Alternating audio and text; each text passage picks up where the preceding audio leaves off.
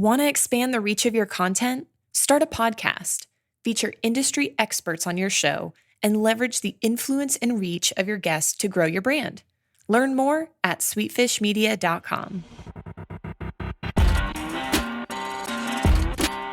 You're listening to B2B Growth, a daily podcast for B2B leaders.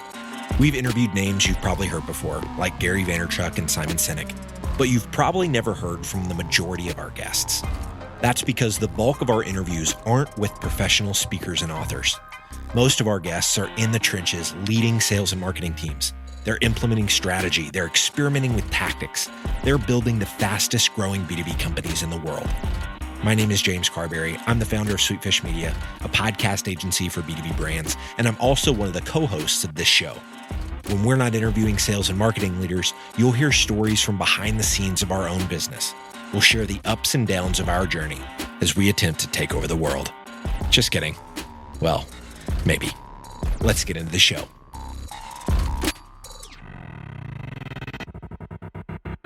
Welcome back to the B2B Growth Show. I'm your host for today's episode, Logan Lyles with Sweetfish Media. Today is going to be another episode in our Behind the Curtain series. I want to share with you a strategy for event follow-up that I've found to be very effective. So one of the challenges post-event or post-conference is always that our prospects' inboxes are a flooded mess. One, they're catching up from days away from the office, so they've got more than usual probably sitting in their unread section of their inbox. Number two, everyone they connected with, that they scanned a badge with, connected with on LinkedIn, or exchanged business cards with, is probably loading them into a drip, outreach, HubSpot, SalesLoft, some sort of automated email sequence. So why do we continue to fight for attention in that already cluttered inbox post-event? Even if we've had a great conversation with them at the conference we've just come from, it's very likely that we are just going to be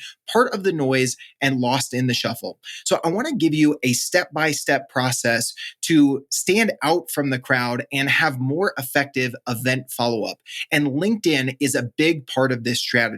You've heard us talk a lot on this show about the effectiveness of putting out content on LinkedIn, but LinkedIn is still obviously a very great networking site, not just for putting out content. So one of the things I do at conferences here at Sweetfish, we have no physical business cards. We've not invested in that. Instead, I keep my phone at the ready. We're all walking around with our phones, right? But I have my LinkedIn app right on my home screen, ready to open. So as I'm having a conversation with someone, I can open up LinkedIn. At the top of the app, in the area where you're normally searching for a name, there's a little icon that a lot of people just glance right over every day as they're in the mobile LinkedIn app. In the right-hand section of that search bar is a little icon that looks like a QR code. If you touch that, it opens up a screen where you can scan someone's LinkedIn QR code, or you can show yours. And if you and the prospect or person you're talking with at the event both do that, one of you can scan the barcode of the other, and you will instantly be first-degree connections on LinkedIn. No invite needed, no pending status to that connection request, and now you are connected with that person. What is nice to leverage from there is that first-degree connections on LinkedIn, you can obviously send a message without it going through InMail, which is a great step. But a lot of people don't realize that within the messaging, you can do a personalized voice message or a recorded one-to-one video that you can send to someone. Now, folks have heard me talk about the power of BombBomb. I use that app all the time to send videos via social, text, email.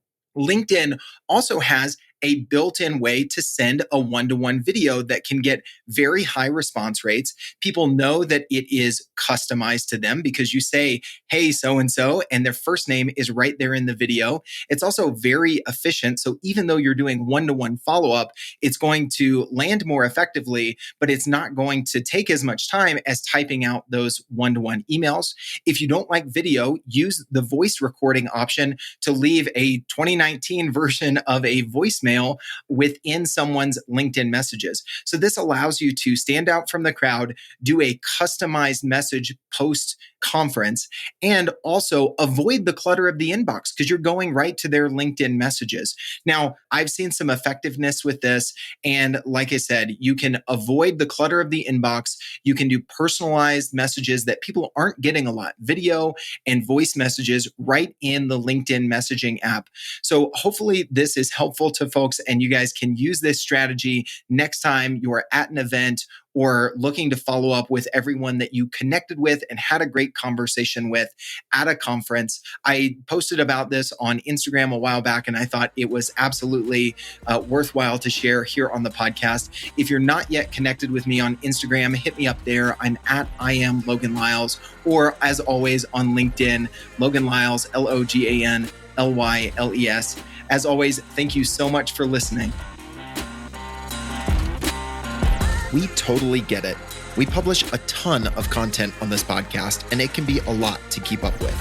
That's why we've started the B2B Growth Big Three, a no-fluff email that boils down our 3 biggest takeaways from an entire week of episodes. Sign up today at sweetfishmedia.com/big3. That's sweetfishmedia.com/big3.